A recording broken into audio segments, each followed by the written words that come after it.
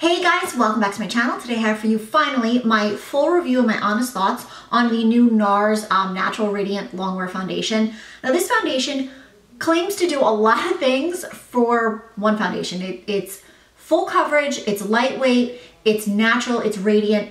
It is a lot of stuff. So I have really put it to the test. I've had it for a little more than a month and I've really been testing it out, different ways to apply it, and I really wanted to use it before I gave my full review. I didn't want to just try it once and then come on here and tell you what I thought. So I've used it a bunch of times, a bunch of different ways, different primers and everything. So basically let's kind of rewind and talk first a little bit about the foundation. I know you guys have probably heard about it. It looks like this. It's just in a pump bottle, which I really enjoy. I know a lot of the prior NARS foundations did not have a pump. You'd have to buy that separately. And it was just like a little bit messy, but this does have it, and it is a pretty decent size bottle. It is, I think, it's 1 fluid ounce, but it actually, I don't know, a little goes a long way with this. So on the box, it says, meet NARS's first longwear foundation that looks stronger, stays longer with skin recognition pigments for the truest color match in 16 hours of wear. So the first thing I will say is it's very full coverage. You would not think it would be because it is very light. When you shake it up and you pump it out, it's almost very liquidy and you almost feel like you need more. But a little goes a long way with this foundation. Trust me, I learned that the hard way the first 2 times I wore it. I pumped out way too much and I put on way too much and it looked like a big cakey mess on my face and I was just really not happy with it. And I'm thinking, everyone loves this, what am I doing wrong? So then I realized a little goes, cut the amount I was using in half because it got to the point where I actually had to use a setting spray to try to take away some of the cakiness, and I never use setting sprays ever. So I was like, okay, I'm doing something wrong. And in the beginning, I was applying it with a brush. I was just using my, It Cosmetics, flat top brush. It's what I use with almost all my foundations. So I still, after the first 2 times, then I realized, okay, I'm using way too much product, even though the coverage, once I actually worked with it and I set it and it sat on my, it looked beautiful and it really stayed. Like I really liked it, but I felt like I had to put too much effort into getting it to look like that. I wanted it to just kind of look like that right off the bat.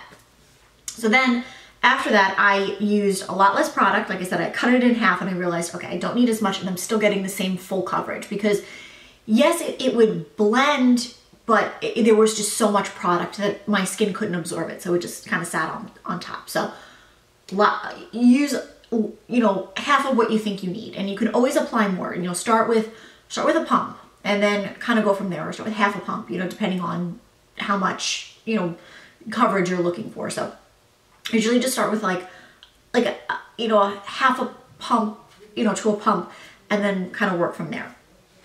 And then I started, instead of using the brush, I switched to a beauty blender, which changed my life and changed my thoughts on this foundation because that application with the beauty blender truly gave it the look of skin that they claim it to have. Because in the beginning, I was like, this looks so makeup-y and it doesn't look natural. And I wasn't happy with it, applying it with the brush. But when you use the beauty blender, it kind of gives that airbrushed skin-like appearance because it's, not necessarily taking up excess product, but it's just blending it out to make it look airbrushed and seamless. So my biggest tip is use a sponge, use a beauty blender. This is the Sephora one. I've used both with it and they work beautifully.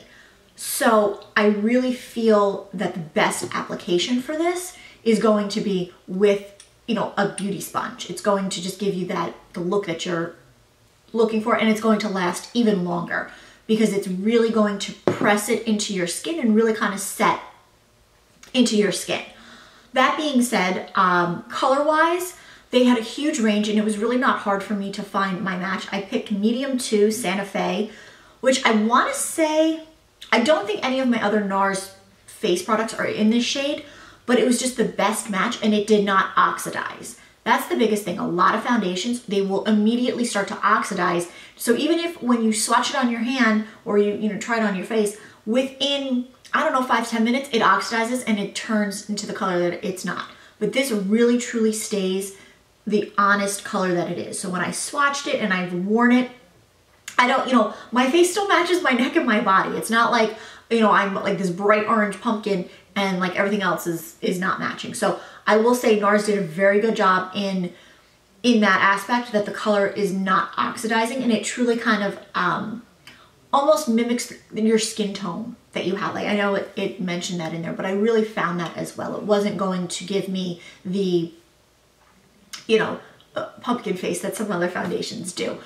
But I really enjoyed it. The only negative I will say is you really need to watch how much you're actually using, because it can quickly look very cakey and makeup-y. Now that's the last thing we want. We all want this, you know, radiant, beautiful look to our skin. I do not set it. I still just set in my T-zone because I have to. You know, I don't want my makeup to break up. I want it to last. So I will still set there. I would think setting your whole face would probably defeat the purpose of this foundation, because it is supposed to be skin-like and radiant.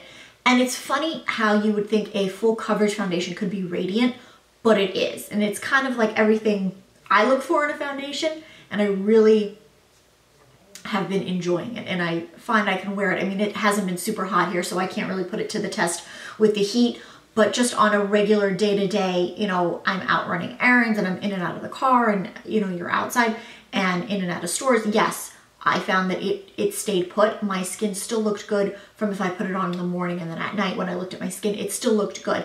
Yes, some of your oils are always going to come through, especially, you know, if you have more combination skin, but it didn't look like a full oil slick. I could just easily take a little bit and blot wherever I needed it to, but it didn't look like my foundation was sliding off my face. And my blush, my bronzer, my highlight, everything still looked pristine. You know, it still looked, I still could see my highlight, and I still could see, you know, where the definition was. So I really enjoyed that.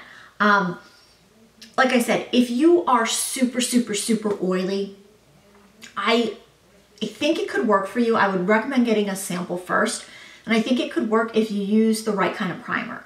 For me, I always use a primer. It's just the makeup artist in me, where I feel like you have to prime your skin before you're putting foundation on it if you want it to last.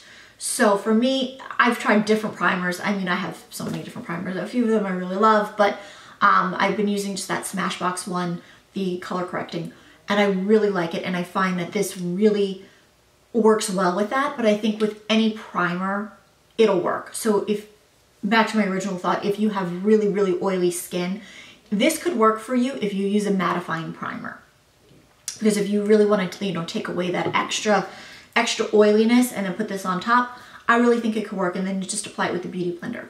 It's formulated for all skin tones, so I really think, unless you are just beyond oily, I think you should get a sample of it. If you're super dry, normal combination, you won't have any issues. If you're just super oily, get a sample and see how it works. Like I said, I haven't put it to the test in the dead of summer yet, but I will, and we'll see. But other than that, I love the way it looks on my skin, and I love the finish it gives. You don't have to think about it. So all in all, I really like this foundation. Like I said, I know there's a lot of mixed reviews, but I really think you have to work with it and find the best application. Like for me, a brush did not work. It spread it around too much and made it look too streaky and too, like I said, too makeup-y and cakey. Whereas the Beauty Blender really let me pounce it into my skin and make it look airbrushed. Like I literally airbrushed my foundation on. So my 2 cents on this foundation.